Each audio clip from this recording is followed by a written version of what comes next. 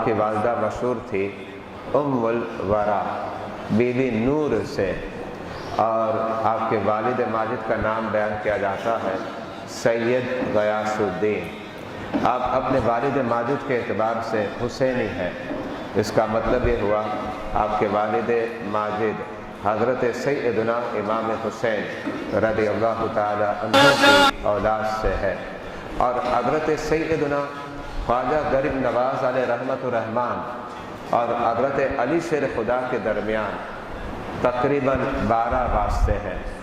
اسی طریقے سے آپ کی والدہ ماجدہ حضرت سیدہ ام الورا بی بی نور، ان کی جو نسبت ہے اور آپ جو اولاد ہیں وہ حضرت سیدنا امام حسن کی ہے۔ حضرت سیدنا خواجہ غریب نواز اپنی والدہ ماجدہ کے اعتبار سے حضرت علی اور آپ کے درمیان 11 واسطے ہیں، باپ کے اعتبار سے 12 واسطے اور ماں کے اعتبار سے 11 واسطے، اور دونوں اعتبار سے دیکھا جائے تو آپ حسنی بھی ہیں اور حسینی بھی ہیں۔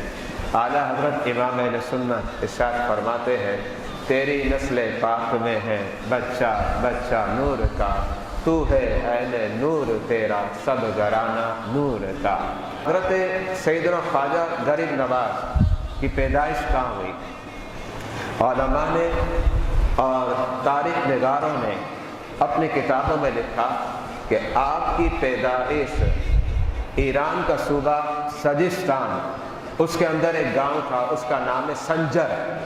سنجر میں حضرت سیدنا خواجہ غریب نواز علیہ رحمہ کی پیدائش ہوئی، اور سن ولادت کے حوالے سے علماء نے اپنی کتابوں میں لکھا کہ آپ کی ولادت 537 ہجری ہے، 14 رجب ہے بروز پیر، 537 ہجری میں حضرت سیدنا خواجہ غریب نواز علیہ رحمہ کی ولادت ہوئی۔